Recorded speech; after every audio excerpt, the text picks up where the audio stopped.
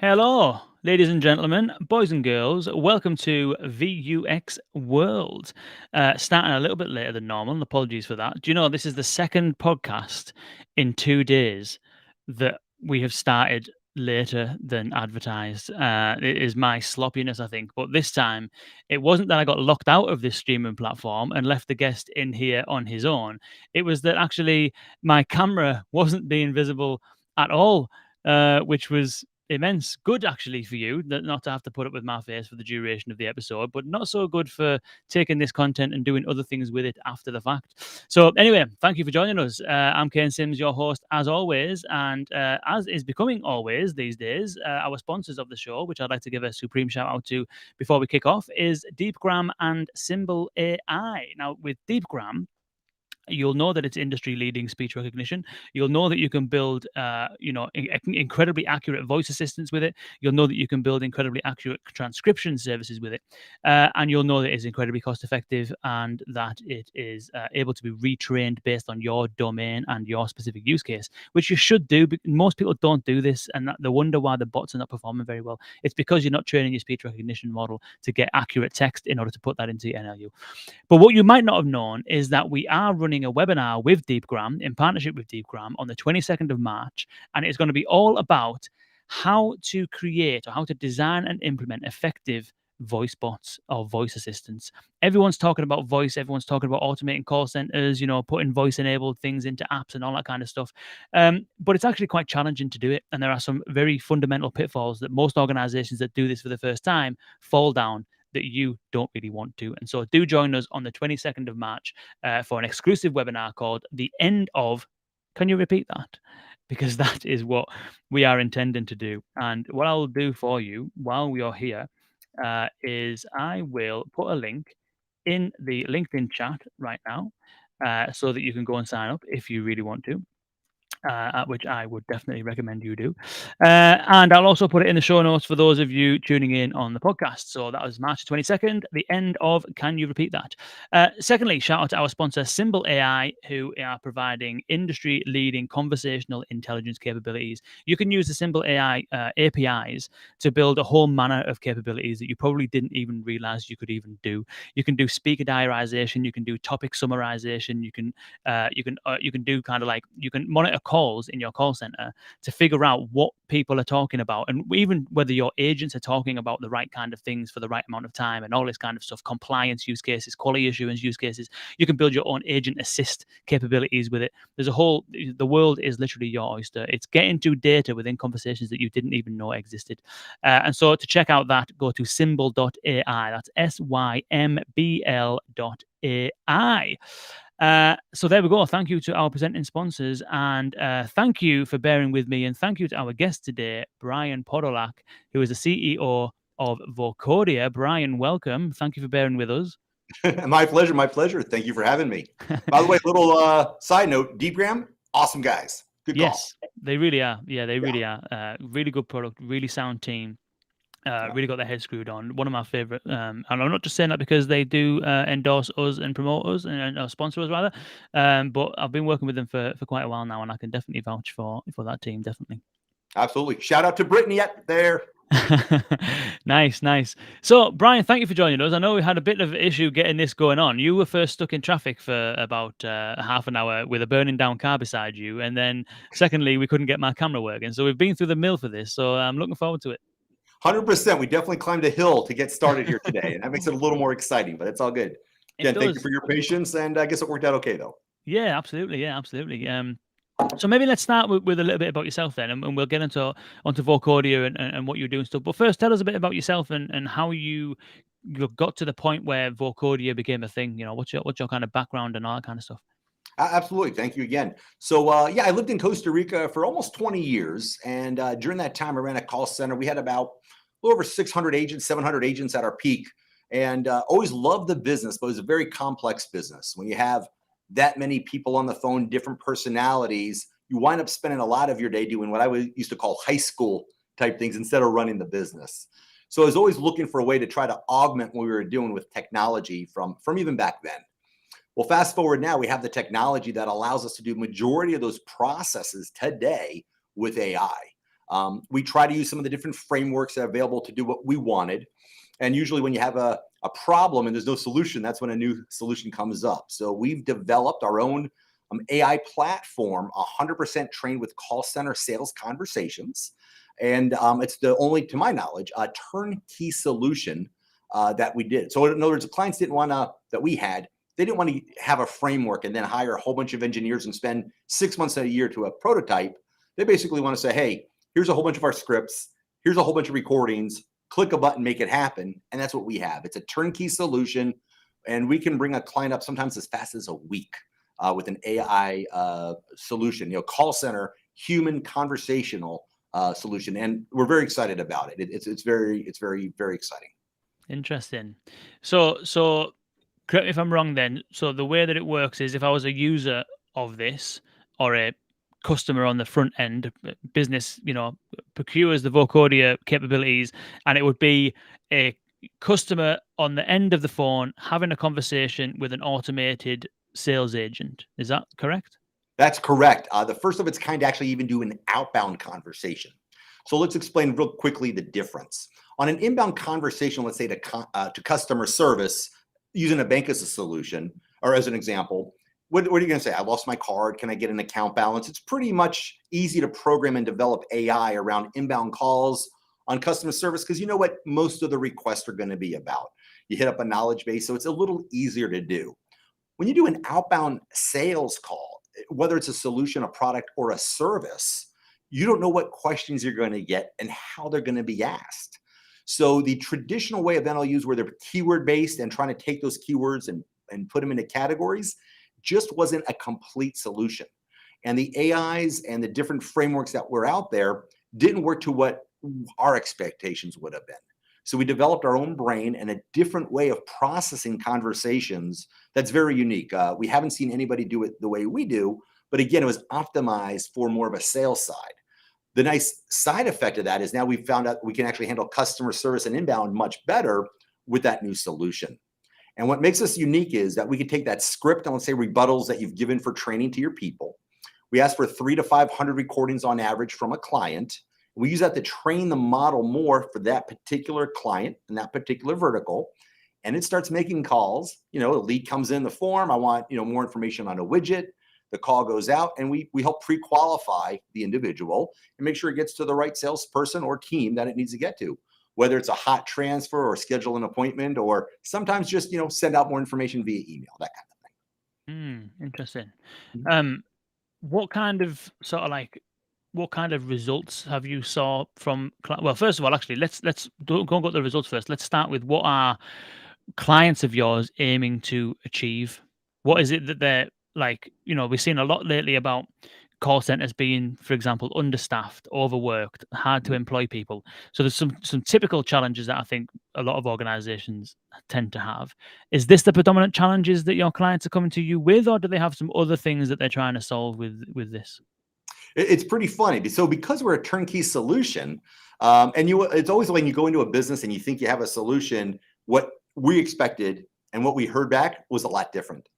The number one thing that a lot of clients started coming to me and saying is like, hey, listen, I'm doing everything right. I'm 100% compliant. But when I call my clients, their phone says scam likely. And we don't know why that's happening. So because we're turnkey, a lot of our clients were coming to us just for that piece. In building that turnkey solution, if you were to break it in half, you basically have the AI side and your VoIP side. Well, we had to develop our own proprietary VoIP switch to handle latency and other issues that we wouldn't have as individuals talking that the AI would have challenges with. And in doing that, we actually then had to get involved with the telephony side. Now, again, I had that experience. It was great, no problem. But we were very fortunate, lucky to get Omer Khan as our CTO. And this gentleman's experience is just amazing. I didn't think he was going to work with us, but he did. It's funny when you deal with somebody who's been working in Silicon Valley for a while. A lot of them don't want to work with a startup with no money, right? But he's been great and an instrumental piece. My partner Jimmy coming up with the AI side, again, instrumental piece. So outside of the actual communication piece, the other challenges, like you said, before COVID, when we started this, it was not as much as nobody wants to work, as much as maybe augment or help with maybe peak times or down times. Since then, we are just filling holes, so to speak. Like, listen, I have 100 seats here. I've only got 50 people working, help. So it's definitely changed our business for the better. And I think it's also going to, change the future. The other nice thing about it is a lot of clients that we have who have been going offshore to various countries. They had the challenges because, again, unfortunately, because of COVID, those centers that they were using offshore, a lot of those agents had to start working from home. And in a third world country, it's hard enough to get good quality internet. And now you're at an individual's house who could be really far away. And the communication's gotten worse, right? We used to always talk about accents or things were a little hard to hear, because of compression, et cetera. Now you're at the point where you're hearing this while you're talking to somebody on the phone, but you're on hold for 2 hours, right? And you don't want to disconnect because God forbid, you have to start that process again. So we're starting to be able to assist our US-based clients with either their offshore teams to augment them or even their onshore teams to augment those teams and just, like I said, fill in those holes. Interesting. This seems to be a trend, doesn't it, going on? I mean, I spoke at a webinar last night, I think it was. And one of the kind of things I was trying to drive home is kind of this fact, which is that, whether I suppose it's a fact, is that a lot of kind of like organizations originally or historically saw AI as a cost saver. And I suppose those that are, lacking in maturity as far as the adoption of AI solutions still kind of have that in their mind, that this is a cost-saving initiative and we're going to put this solution in play and it's going to solve all of our problems. We're going to be able to lay a bunch of people off and it's going to actually release cashable savings that we can say there's some money saved. Yeah. But the reality is that most of the actual implementations that are working well are ones that are not there to specifically save cash, but ones that are there actually to increase capacity, improve customer experience, introduce 24-hour care, and all of these other things that, you could probably tie a cashable saving to it if you were trying to fiddle the numbers a bit, but it's much more beyond that. Yeah. It's funny because when we were coming up with, some of our marketing for the company, I've always liked to try to come up with something that was unique. And at the time, the wife and I were looking for a new diamond, and the 4 C's kept coming up. So we kind of went down that path. So the number one reason when we just we're talking to our clients and people who are still in beta or do testing the system was compliance. They love the fact that a individual on the phone is not going to lose their cool and use profanity. And sometimes it's not even always intentional. We're all human. I've heard recordings of myself in the call center days, and I go, what did I say? Right? You're on the phone. You're in the middle of something. We're all human. It's okay. But, at other times, though, compliance is extremely serious. There's fines related to it. You can lose a client over it. So the great thing about our system, and like all AI systems, is that it's not going to go off script. It's going to stay 100% compliant. The conversational piece, everybody uses that kind of all over the place. And, you really want to make sure that you're truly conversational and actually not just the answer yes or no and keep moving along in a script. Let me give you an example. Like if I were to call you and say, how you doing today, Kane? And you said, I'm great, Brian. How are you? Instead of me saying, well, the reason for my call is that's horrible. But if I ask how you're doing and you said, I'm great, Brian. How are you? We reply, hey, I'm great. Thank you for asking. Right. So we want to be conversational from that beginning introduction when we're getting information from a client to be appreciative. A lot of this is sales 101 things that it's outside of the technology. It's also the scripting. So after we got all that, the very last reason of the top 4 reasons people chose us was the cost. It's not in the beginning. I mean, everybody goes into this assuming to save money, and the cost, of course, money is an issue, but it's not the main reason. The main reason is they need help to get more sales today. Leads are coming in, and I've seen this myself. I don't know if you've seen it. I'm filling out information sometimes for a product or service, or maybe a company I think we could do a joint venture with. I get 3 or 4 days till somebody replies to me, 5 days, 2 weeks later. And I'm just like, how's that happening? Hey, we're so backed up. We're so backed up. So I definitely think the number one thing right now is the staffing issue. And also the great thing is the scalability. Let's just say you have a slow time. You only want 5 agents on the phone, but then you have that peak time for 3 weeks out of the year where you could use 200, right? That's very hard to do with humans. With AI, we can, hey, have your base team there, but let's help you with the scale up and the scale downs. Very interesting. Is there a particular kind of industry that is gravitating towards this more, or is it spread across everywhere? We're starting to get a lot more requests, and something that we thought of in the beginning, and we went off track a little bit, but we're back on. Not a popular topic, but collections. So think about, a lot of people unfortunately have lost their jobs. There's some people that are just having a hardship. Not everybody, runs up their credit cards with the intent to not pay, right? Or doctors' offices. We've been doing a lot in the medical side, where the physician knows that the individual is the money, but how hard do you want to, hit up your patient for the money they owe and then stop coming to the doctor when they need care? So our hypothesis has been, and we're still early in the phases, but we're starting to see the data go the way we thought, which is people are much more comfortable actually talking to an AI about making payment arrangements and the issues they're going through than another human. So instead of me saying, man, Ken, I lost my job, and then, start going on and on trying to explain and make up to this, because it's embarrassing. It's a little awkward, with the AI being very calm, not losing its cool, not threatening to sue you and all that kind of thing. We're seeing that people are starting to be a little more, they appreciate it. They feel a little less guarded because they're not talking to a human. So we were starting to find use cases where the AI is actually more preferred than speaking to a human. Very interesting. There was a really good case study, and I forget the name of the people that created it, but there was a really good example of a chatbot that was created for women in India who were suffering from domestic abuse. Wow. And that was one of the things about it that was the actual value proposition, was that there's no stigma. A bot is not going to judge. There's no stigma around or embarrassment rather. And that was kind of one of the main learnings, was that people were willing to talk to it about their issues and to get help with domestic abuse, in part because it's they're not really talking to a human. Yeah, they feel more open, 100%. And you see that already with chat-based conversations instead of human interventions, right? Just having that piece of technology in the middle seems to make people open up a little more. I kind of go back to the old days, like let's say you're ever arguing with your woman and then you're in a group of people, you'll bring it up and talk about it a little more because you feel a little more safe, which is I think we've all done. And I think that the technology, though, of course, like every technology, you got your pros and your cons, but I think that's very important. That's a great example. There's a project we're involved in Miami with women who, again, come from battered households, that kind of thing, and they're on the run with their children sometimes, scary stuff. But that initial call, that initial outreach, and there's a lot of neat things we're doing with AI that we didn't think about 3 years ago, but we're seeing now, and it's very exciting. And again, it's definitely helping the world for sure. Yeah, definitely. The collections one's an interesting one. Is there a type of company that is more likely to, so for example, when it comes to sales, and you mentioned the outbound dialer, the collections one is a perfect use case for outbound dialing, and it's something that there's some pretty good examples of that beginning to kind of surface. On the other side of the outbound, is there any other outbound use cases that have gotten kind of like any other kind of degree of traction? I'm trying to get to what I'm trying to get to is that, like, some organizations have more of a like sales approach, whereas others have more of an inbound approach. Others have more like a really high ticket item where a different type of service is required. Others have more kind of like cheaper, higher turnover products that require maybe a different approach.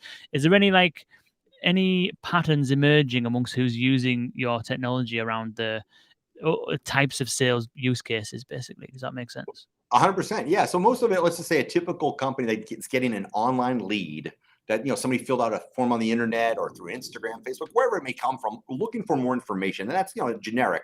And now to call that individual and find out exactly what their needs are. Health insurance agencies, right? You have a licensed health insurance agent that's qualified to help you. Well, if you're looking for an individual plan compared to a plan for your family, you might have to go to one department, right? And there's nothing worse, right, than when you get that call and somebody speaks to you and you're like, oh, I got to transfer you somewhere, right? So by having the AI do the fronting, as we like to call it, or the opening, you can now understand exactly what the client's needs are, ask the right questions, and then pass them over to a qualified agent that's going to help them right away. And health insurance and the healthcare is a big vertical for us. On the fintech side, hedge funds looking to open up new accounts, right? Somebody wants to invest or put their money with this fund. Well, there's so many different fund managers that they may want to speak to. Hey, listen, this is the amount of money I'm looking to invest, and these are the type of investments I like, and this is where I feel comfortable putting my money. Well, you don't want to speak to somebody who's maybe doing real estate when you really want to be involved with crypto, right? So it's actually helped the customer experience. The other great thing is because it's so on demand. Let's just say, like I called an airline the other day. I had an issue with my plane and had to change it. Couldn't do it online for whatever reason. It was giving me an error. Said, call this number. 2.5 hour hold time. no option to call me back. Wouldn't it be great if when you had those peaks that you could click a button and have another 500 AI agents there or whatever number you need to hurry up and deal with that peak of volume? So an experience like mine, instead of 2.5 hours, maybe it's 2 minutes or 5 minutes, right? I think if anybody holds 2 to 5 minutes, that's acceptable. Once it gets over 5 minutes, you either want to be called back or you're just going to hang up and deal with it or not deal with it. It almost gets to the point sometimes you're like, you know what, that particular brand, 3 times in a row, if I try to call, it's always 2.5 hours. I travel a lot. I can't deal with that. I think I might switch my favorite airline, right? I may switch my favorite hotel, things of that sort. So outside of the outbound and the inbound, it's all about the customer experience. Everything we've developed was that end user on the phone having a good experience, if not better than dealing with a human. We knew if we did this and the experience was who would care, right? So we want to be, outside of being conversational, helpful. So I call it my father test. If my dad can get through it and doesn't get frustrated, we're good to go, right? And on the same time, if somebody does say, I want to speak to a manager or I want to speak to an operator, and you're always told, I'm sorry, repeat that, that's annoying, right? So we make sure that if somebody does have a little frustration, that they can get to a supervisor of some sort.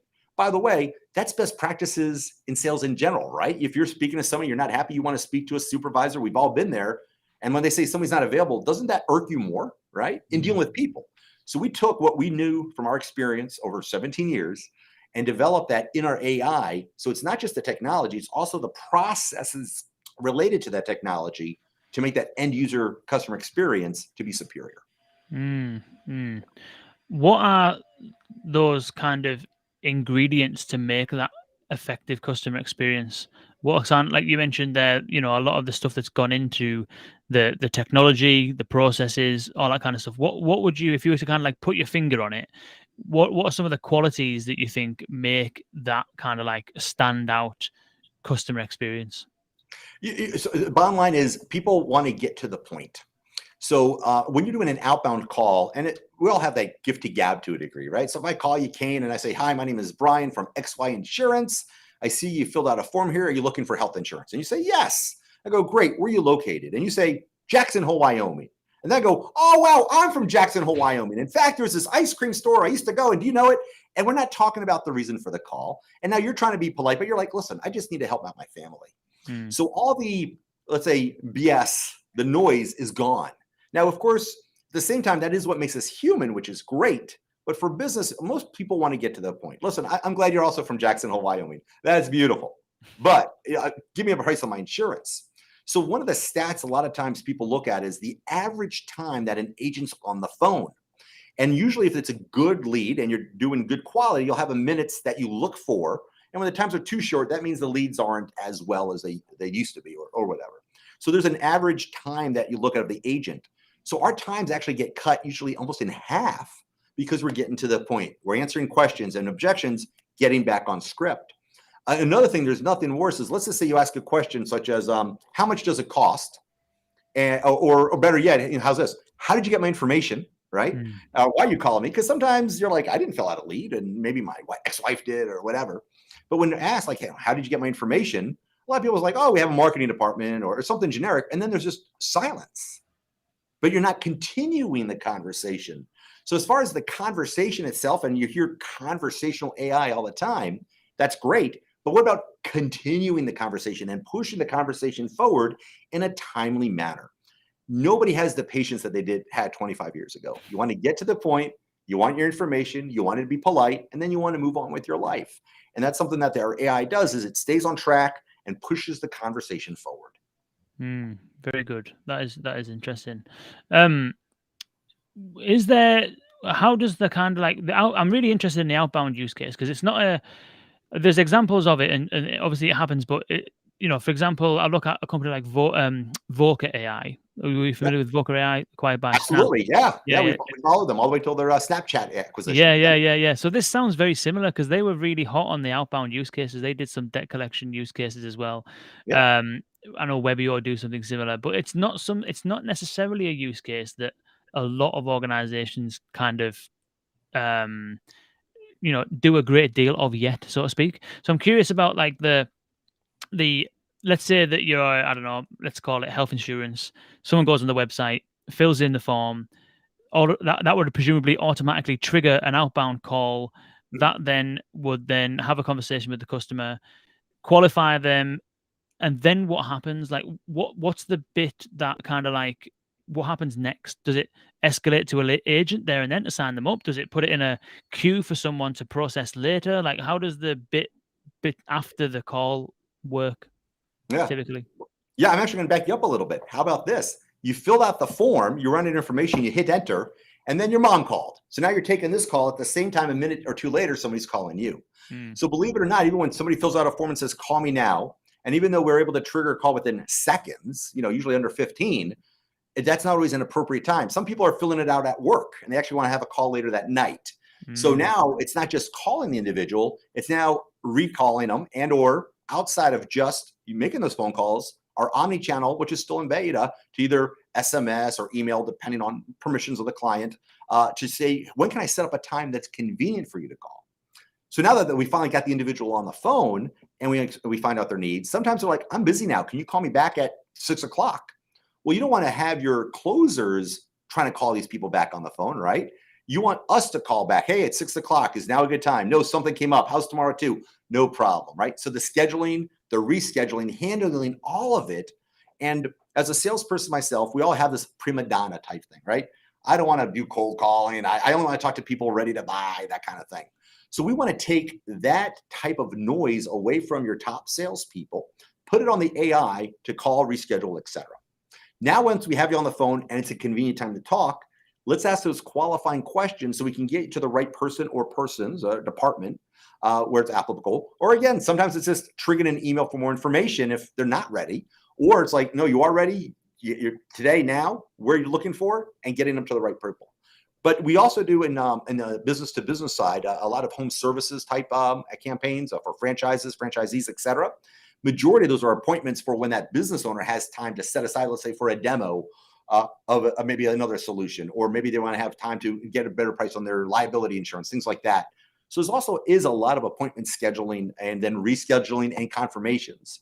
So we're definitely going from just being an AI company, and we're definitely going down that robotic engineer. What we talk about automating different processes. Like RPA is the latest term on that. We're really, I think at the end of the year, we're going to be more of an AI RPA type company because so many clients are already starting to ask those things. Hey, when you call, can you put it into my calendar? Can you start triggering other processes?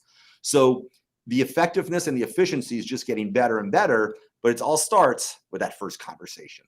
Isn't it funny how having the conversation, like I remember talking, it was years back now actually, having the conversations with either clients or even actually maybe even on the podcast, which is that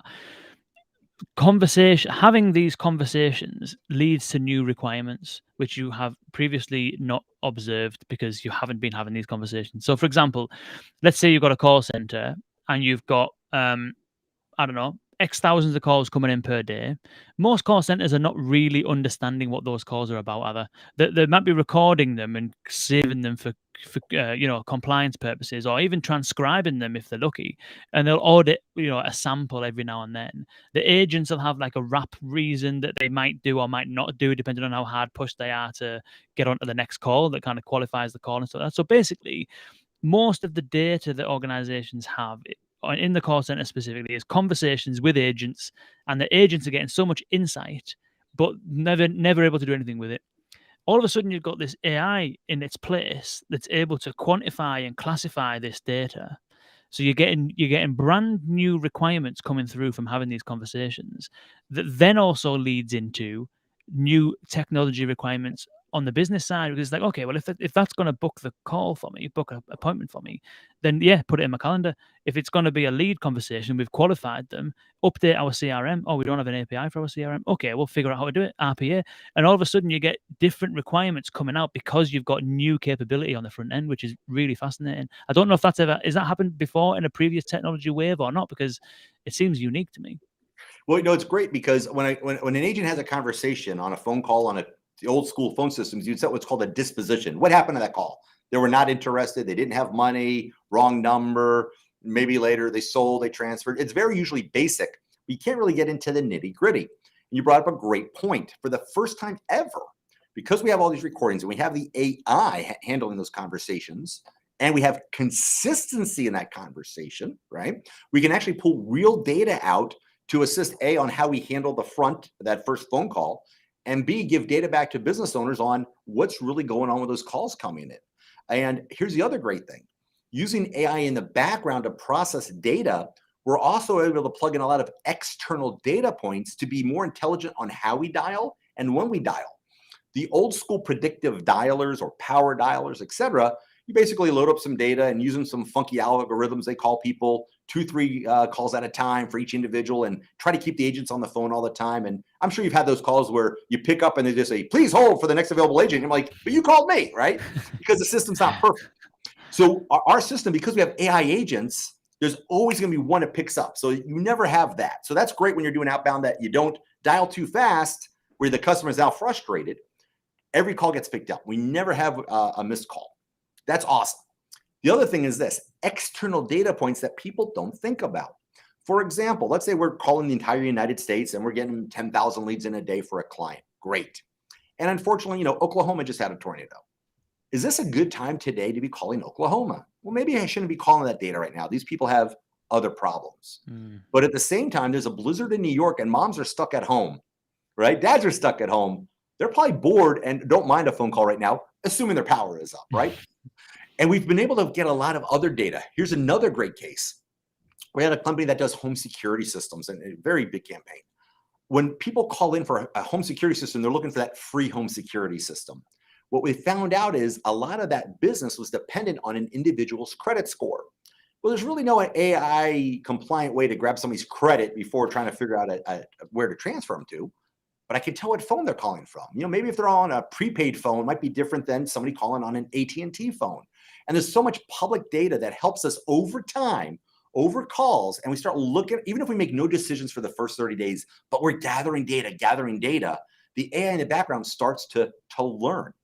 A common misconception, and not to sidetrack your comment, is you need a lot of data for these decisions to make. You can't make 50 calls and change your business. No, go 30 days, 60 days, gather a lot of data to make sure you're not just seeing a trend, that you're not just seeing a small spike. You need real data over time. And then it just starts to change things. So instead of having your standard predictive dialer just doing 2 calls a day every 4 hours, we're now able to say, wait a minute, I called this individual last time Monday morning. Maybe they're at work. Next time, let me try them Tuesday at 6:30, right? So we're able to do things much more intelligently. It's not just the AI with the voices and the conversations. It's everything together using AI. And then again, RPA as it's coming up to give a better customer experience, and B, help business owners to make more effective decisions. A, when they're dialing the data, what type of data should they be calling? And let me tell you this, things outside of our control. Another example came, how about that lead form that filled out? The messaging on it, we think is great, but then we're noticing all the calls, we're not going the right way. So let's look at the messaging and maybe adjust that to see if we get better results. And based on those conversations, a lot of times gives feedback to the web people or the marketing people to maybe adjust the messaging. Yeah. So much data. It's really exciting. Yeah. How much of that data consolidation and kind of like analysis does Vocodia do, or do you kind of pass that? Because there's a lot of challenges that a lot of businesses face. One is getting a solution like this set up in the first place, which I think this whole kind of turnkey solution side of things is very appealing. I think we'd definitely like to get into a little bit more about that, because this whole buy or build versus buy off the shelf is becoming more prevalent, I think. But the other thing that organizations struggle with is this whole concept of to use a overused and very hyped term, big data. And what you're kind of describing here is getting into that realms, isn't it? You're dealing with thousands and thousands of phone calls. You're dealing with thousands of different intents that may happen during the course of those thousands of phone calls. But then you've got all kinds of different contextual data that goes alongside that as well. What time of day was the lead form filled in? And if we call them 30 seconds after, is that successful? Versus if the form was filled in on a Sunday night and we call on a Monday morning, does that? So you've got all of this kind of like contextual data at hand. Then you've got some of that external data that you mentioned, blizzards in New York or whatever. So there's a hell of a lot of data there to be able to find the patterns in. And that's kind of another challenge that organizations have, is when it comes to this data analysis and taking all of these data points from different sources, making sense of it all. is that part of what Vocodia does? This ability to consolidate these data points and present that back, or do you kind of play your role in gathering the conversational data, and then the client on the back end kind of handles the rest of it, so to speak? Again, we're turnkey, and I know it takes a while to understand what turnkey means. So we have the phone system side done, right? We have the AI, the agent talking, great. And as we talk to clients and engage and really do that needs analysis, is when we start explaining the bigger picture of what we can do for them. And we don't want them to go to other. If they have their own AI department, great. How many companies have AI scientists on the payroll? Not many, right? Except for the quote unquote big boys. So to get AI scientists that are focused on sales related is also tricky in itself. So we do have a couple of great individuals. They're awesome. And then they're in the background kind of digging and playing and doing all their manipulation and modeling, et cetera. But it's all based on data. How many times as we as salespeople think, I think this pitch works better. And you'll talk for hours. And I've been in many, many rooms where everybody talks about what they think their customers want. And the most dangerous thing I always hear, and this has nothing to do with AI, but this is the most dangerous thing I always hear is when people go, well, I wouldn't buy that, or I wouldn't. Yeah. And they start talking using themselves. But a lot of times the business owner is not their own best customer, more times than not. So we really understand what your client's persona is, right? Really understanding that. And there's all these hypotheses, right? Before you build a website, right? A lot of us still do that whole persona, which is a great exercise. But then let's see what the data says. AI is going to look at the data. It's not going to have a pre-thought disposition. It's going to look at data and come to decisions. Now, a lot of times there's still humans looking at it and of interpreting, but now it's real data that we can look at and make intelligent decisions. And also at the same time, we could be doing various conversations simultaneously. So for example, I could have a male, female, and a female voice at the same time and see the differences. I can open up with a call like, hi, my name is Brian. How are you today? As one example, or hi, my name is Brian. I'm calling about your health insurance quote. I'm here to help you out. And you have a little bigger introduction. And over time with various AIs, various conversations happen simultaneously. And because they're consistent, we can do true testing, right? Which you always start testing. Remember, the AI needs to have variable data to be able to make decisions. You can't just have one script, one voice all the time. It's not going to learn much. Various voices, different questions, etc. So the great thing is I could have one opinion. Ken, you could have another. Let's just test them and see what happens after 1,000, 2,000 calls, 10,000 calls. And that's what's really exciting to me is I love the testing and the tinkering. That's what I love to do. Even as a kid, I've always had a wrench in my hand type of a guy. So I love the fact that we get so much different data and look at it. We can make our hypotheses, then have the AI scientists look at the data and see what's really is. And let me tell you, Kane, more often than not, the data tells us something that we weren't expecting. Clients who've been in their business for 25 years and say they know their business are our hardest customers when we show the data and explain the differences, are the ones that say, oh, you're wrong. I'm like, I don't know what to tell you, right?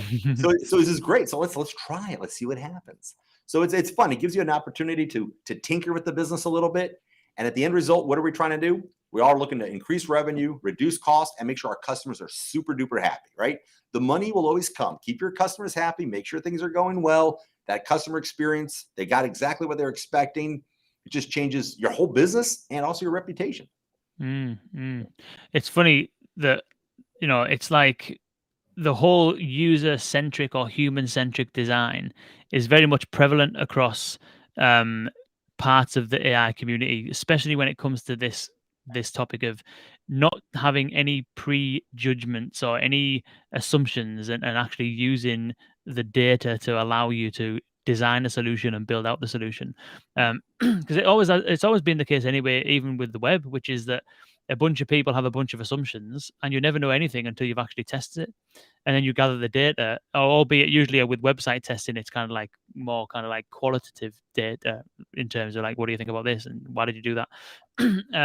If I can interrupt you 1 second, go on. That's a great point, because how many times have you, when you design a website, it's what you like, right? Exactly. I like this color. I like how that picture looks. I like how this is, but is that really for your customers what you like?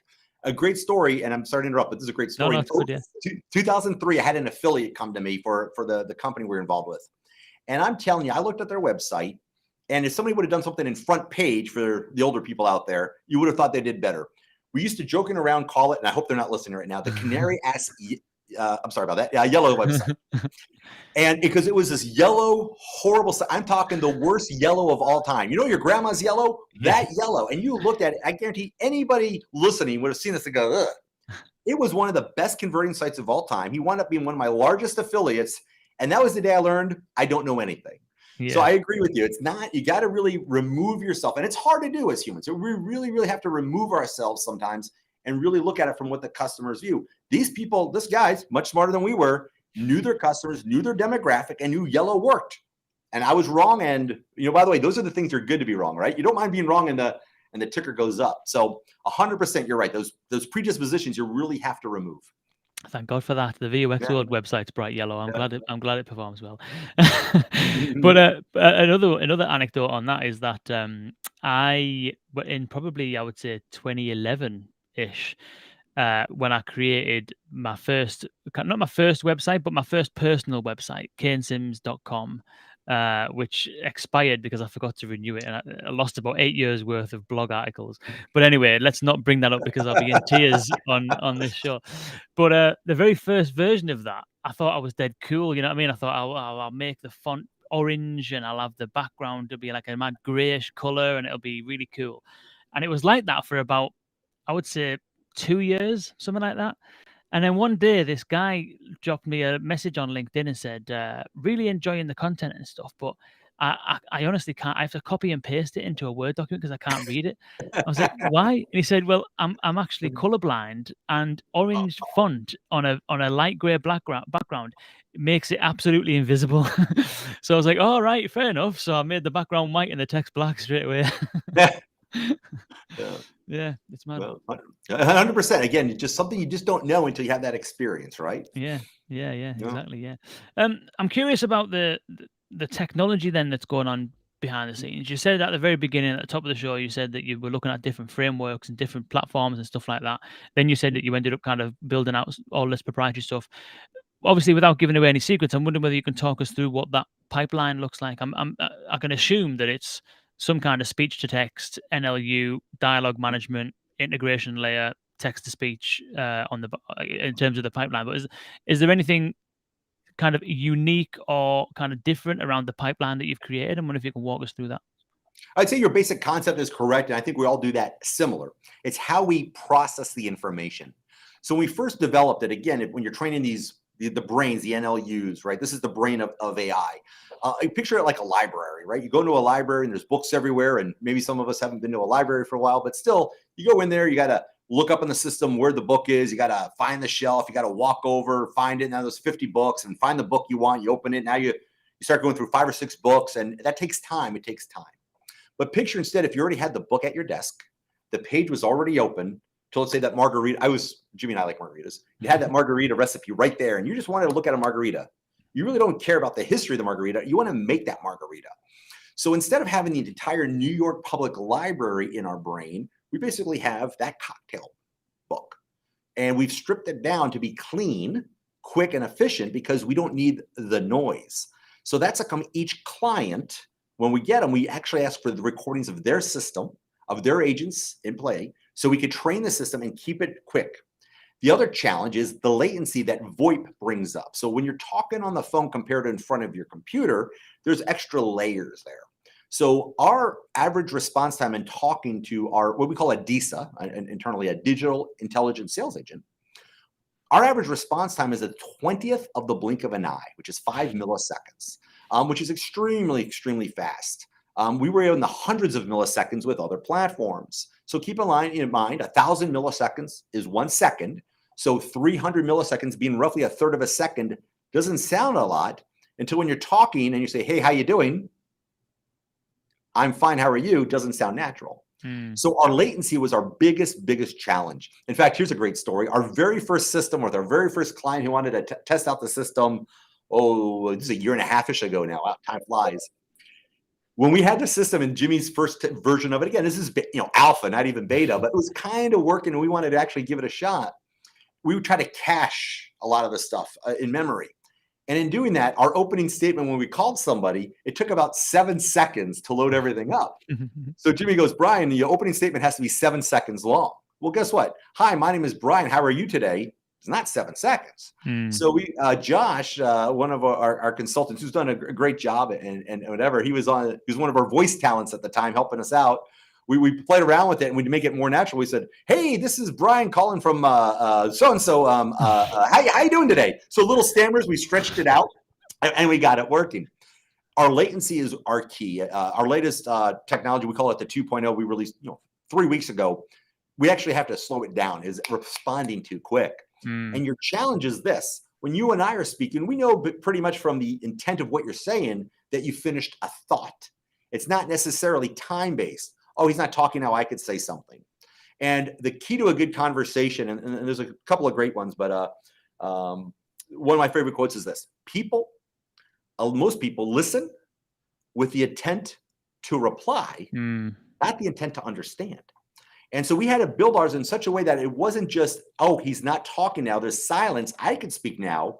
Oh, that whole thought, that seems like a complete thought. They're probably about to be done, and try to jump ahead. And that was our biggest challenge. So once we had it working on the AI side, now we had all the VoIP delays, and we couldn't, use there's a lot of standard brands out there that have VoIP gateway platforms, for developers, and they're great, but they add so much framework on there, or so much on their API, that process is slow. And maybe you have to use their speech to text if you want to do something, and that may not be the best one. So we had to develop now our own switch. We didn't think about that in the beginning, to be honest. It was like, I was like, oh, we'll use this guy, that guy. And no, we had to develop our own switch and to get rid of the latency there. In fact, our very first couple of demos, and we had no dashboard, right? All we had were recordings that we would send to people. Hey, what do you think of this call? And once we started sending it to people saying, hey, what do you think of this? Like, hey, there's a campaign I'm thinking of getting into, or here's a client of ours. What do you think of this? They'd say, oh yeah, that person sounds pretty good. That was AI. No, it wasn't, right? That's when we started knowing we were there. One of our first investors took that call and said, hey, you know what? I don't know anything about AI. And like most investors, right? You're going to go to friends, in the industry and get their thoughts. Our first investor didn't call me back for a while. I was like, that's kind of strange. And I just finally got a hold of him and said, listen, I went to an AI scientist. I played them your recording, and they said, that's not AI. The technology's not there for as fast as you're replying. And that's when I said, that's great. We're being accused of stuff. I love this. And that's where we are today. We're very quick, very fast. Our latest demos are usually me talking to me to remove the doubt that it's just a woman on the other side of the phone and things of that sort. But that was the biggest breakthrough I think we had, was that latency thing on the VoIP side. And the second way, how we process that conversation. So typically when you process and if I talk too much, Kane, shut me up. No, go for it. But typically how you process a conversation, and you'll look it up online, you'll see that a sentence comes up and keywords get highlighted and put into a category. Hey, I had a great experience. Oh, they heard the word great. That means they're happy, right? Earlier technologies of agent assist while on the phone, where it's being transcribed and kind of giving you the intent or the emotion of that customer. If it's a good call, a bad call, are they happy, unhappy? But in normal language, we're not keyword based. How many times in the old days they'll say, man, that was bad, meaning it was something good. I just looked at that bad, I may incorrectly identify it. So very quickly, we realized that just looking at keywords and putting them in a category to understand the intent of a client was good. But we realized there was something missing. And so our secret sauce is what we do beyond that to get the intent of the conversation as accurate as possible. And it changed our business dramatically. Quick example.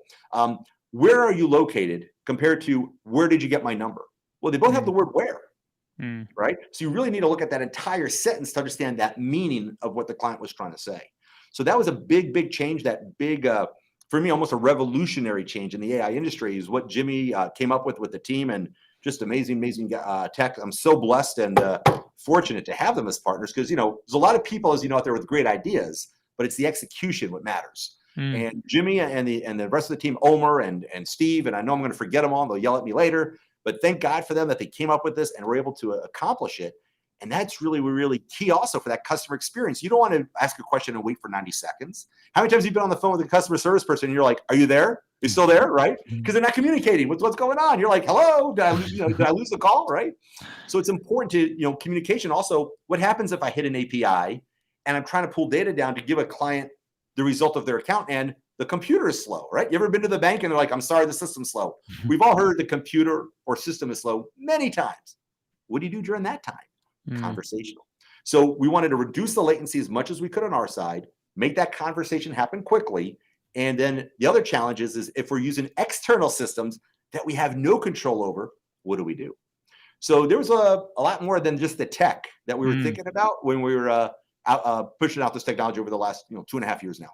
Interesting. Yeah. What do you do in those times then? Those times which everyone's going to get into, which is there's a bit of latency on a line of business system API or something like that. I've saw the thing. Don't tell me you do this, which is the keyboard typing.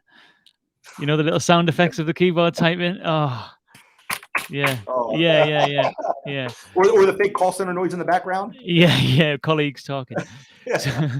So what do you? Because I've saw other examples of that where the assistant will essentially ask a different question to bridge the gap and kind of like it's not necessarily a crucial question, but it does move on and processes it in the background and then comes back later on. I'm wondering whether you've got any kind of particular insights on how to handle latency where you're not in control of it. Absolutely. So some of this goes back to a non-technology type solution when we had the call center in Costa Rica and we had hundreds of agents. And at the time in Costa Rica, internet wasn't the best. So many times outside of our control, we had a delay in gathering a client's information, whether it's pulling up a balance as an example. So let's just say it was, 30 seconds, which can happen, right? And we've even seen it ourselves. You're on a site trying to make a travel reservation, says, please wait. And you're like, what's going on? Well, because I see the screen, but you don't, again, there's this awkward silence. So typically there's vamping, as we like to say, but that could become a problem. So I'm like, hey, Nima, hey, Kane, hey, Fred, sorry, the system's running a little slow today. So where are you from? And you start talking, the system comes back, but they're still in this conversation, trying to kill time. So it's not always the best. So, you have a couple of ways of doing it. Every a couple of seconds, hey, I'm sorry today, the system's running a little slow. I do appreciate your patience. And you could drag that out for about 15 seconds while the system comes up. If we get another error, when we say, hey, our average response is X, but now we're at Y, and kind of like you said, let's cue that and come back to it. That's the other great thing. With the AI, and because, again, going a little more RPA-based, we can connect to several systems at a time, whereas a lot of person on their computer, it gets a little tricky on their system sometimes to jump from tab to tab, right? Or if it's a problem with the terminal itself, well, that's not going to help them. So there's a couple ways of either a queue and come back, or say I need to come back to that, and or B, just how we fill in that time, because awkward silence will also kill a conversation. Very good, very good. Yeah, there's some really good insights in there, I think. Yeah, that's really good. So what would you say are some of the kind of areas that are, say, like untapped at the moment, like use cases or kind of like industries, like, you know what I mean? Who is your either like a dream client and a dream use case that's not currently being, fulfilled right now? What would you say?